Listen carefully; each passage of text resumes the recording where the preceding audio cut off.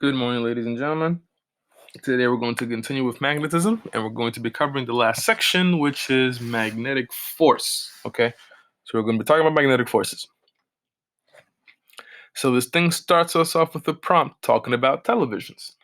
If you bring a magnet in front of a TV screen, the beams will be reflected. Okay, so and this when the TVs are talking about are the old hunchback TVs. Okay, the old hunchback TVs are the TVs they're talking about. The TVs now don't work the same way as these did. So just know that the TVs they're referring to are those old ones. What was in the hunchback was a cathode tube, and we'll talk about that in a second when we get to the image. But just know that those are the TVs they're talking about. All right. So we get different colors because of these beams. But how are these beams controlled? These beams are controlled with particles that are aimed and redirected with magnets. Notice what happens when he brings his magnets to the hunchback TV that I'm talking about. Okay. See the different colors and everything starts to get changed is because the beams in the background, the part in the hunchback, there are beams being shot at the screen that give you the different colors of the different images. Okay. And they're affected by magnets. So these magnets are how they control it. Okay. And then he switches to a larger magnet.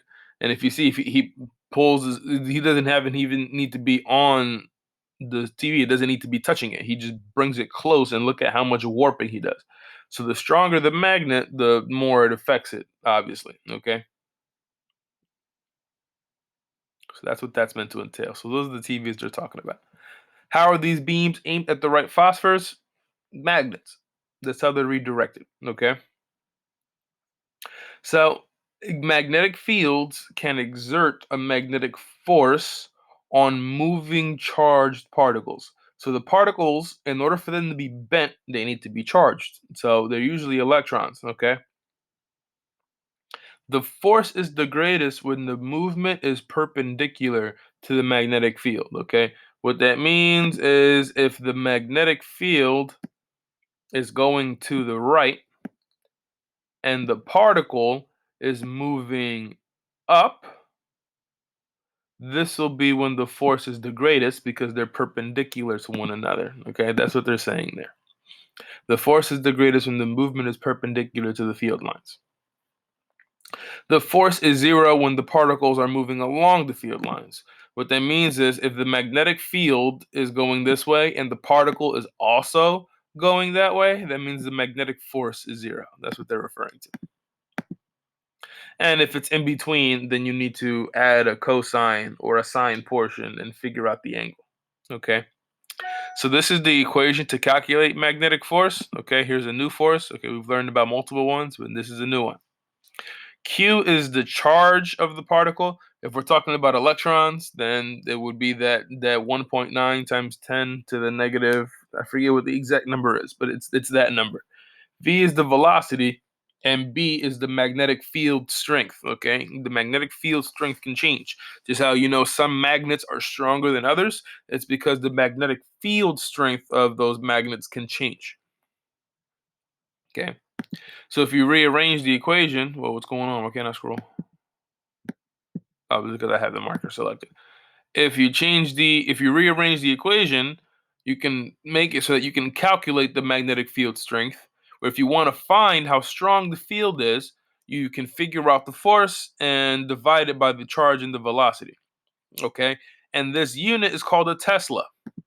I'm sure you guys have heard of the company Tesla, but the reason Elon Musk selected it was because he likes this unit so much. Okay, Tesla is the unit for magnetic field strength. So 1 Tesla, 2 Tesla. Tesla is a unit, okay? It is a unit that represents magnetic field strength, okay? Now, there's a second right-hand rule for us to figure out. If you know two of these things, you can figure out the third, okay? This for is if you want to figure out where the force is being put at on a particle. If you know the direction of the field, so B is the field. If you know the direction of your field, point your fingers in that direction and then point your thumb in the direction that the particle is traveling in. So if the field is going up and the particle is traveling to the right, point your thumb in that direction. The force is going in a direction that is coming out of your palm. Okay, that's how you figure out where the direction of the magnetic force is. So that means this particle is feeling a force that it's pushing it in a direction that is out of the palm. Okay, this is for positive particles. If the particle is negative, then you change direction and you put it out the back of your hand. Okay, this is the new right hand rule. That's the other one before was for current in a wire. This is for a magnetic field. Okay, that's the difference. So let's do an example. So how are we doing on time? 5 minutes. All right, cool. Technically 6. An electron is moving north. Okay, so that means we know the electron is traveling up right now. Okay, and it enters a 1 millitesla magnetic field pointed upwards. What is the magnitude and direction of the force on the electron? Okay. The magnitude we can figure out with the equation above. So where F is equal to QVB. Okay. So F in this case would be equal to the charge of an electron. Okay. The charge of an electron. So I'm going to just put that as E minus times the velocity. The velocity is 4.5 times 10 to the 4.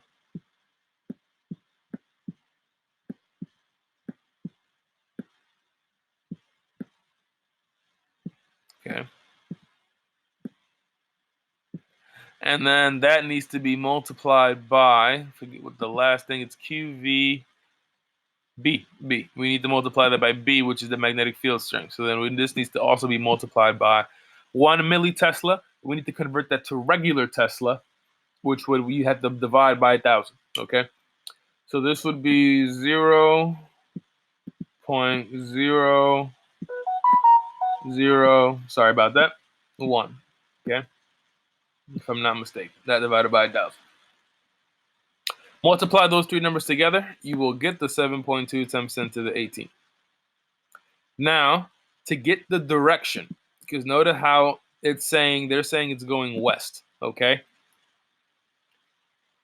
Point your fingers in the direction of the magnetic field.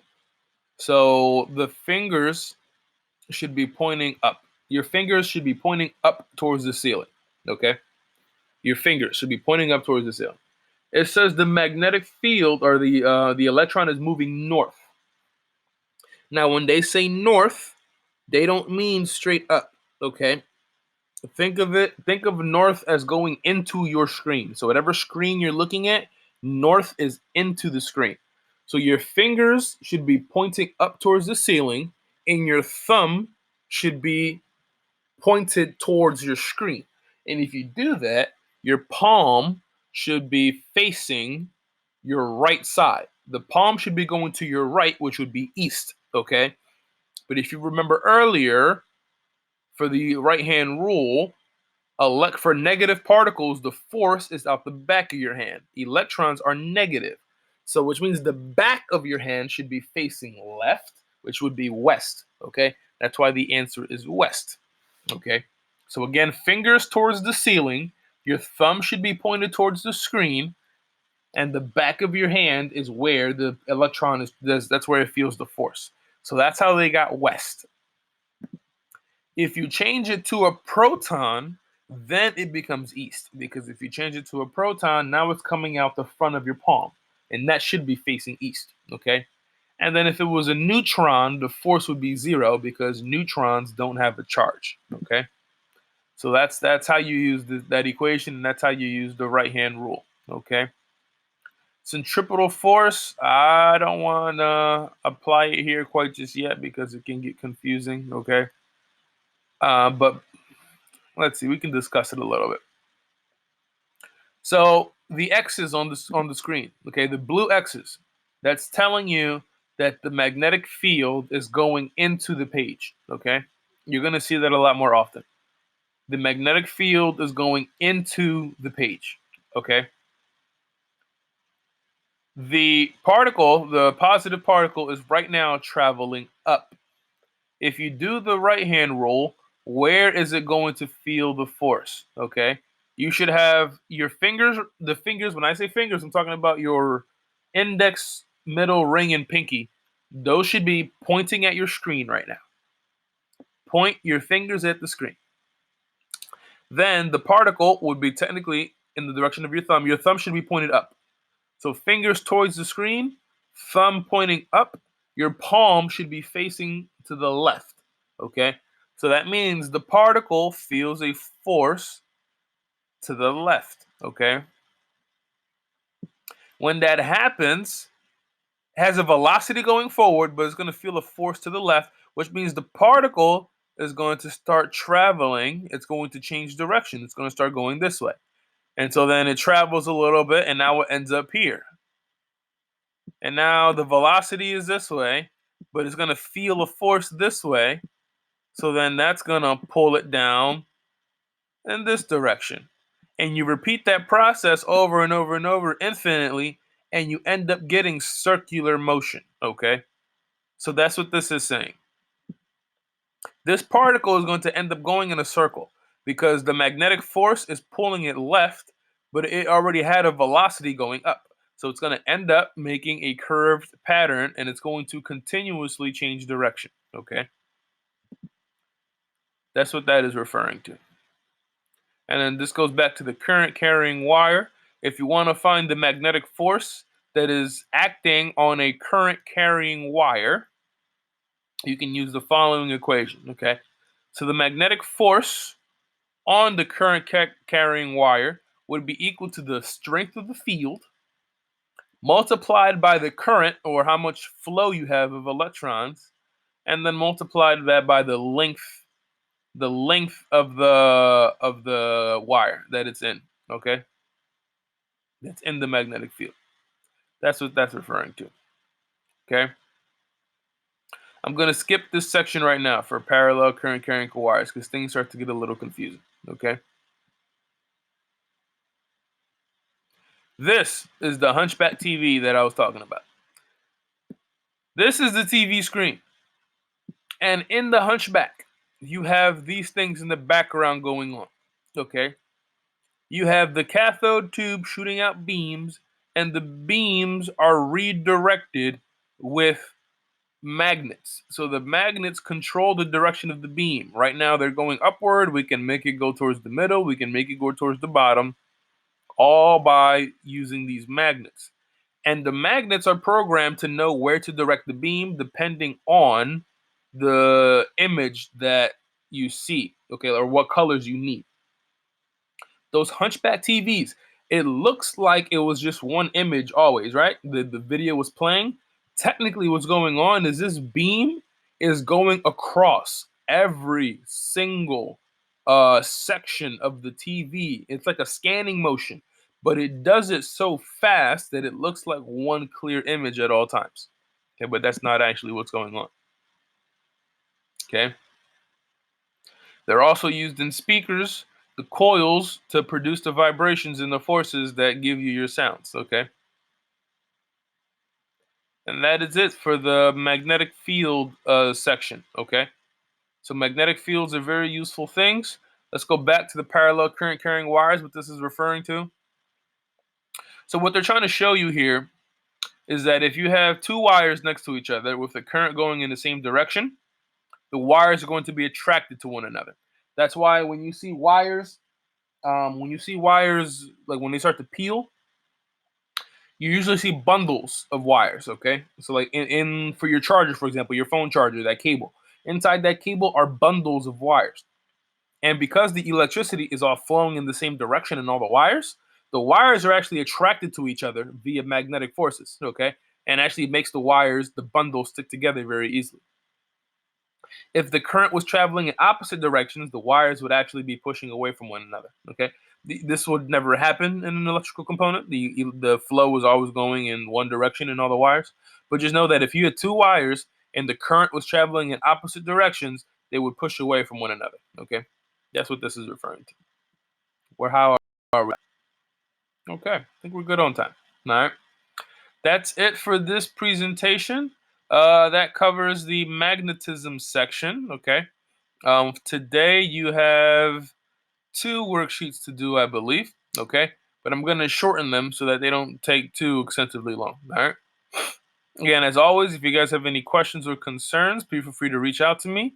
I'm trying something new here. I want to see how well you guys can do on your own. I went through some of the examples in the slide itself.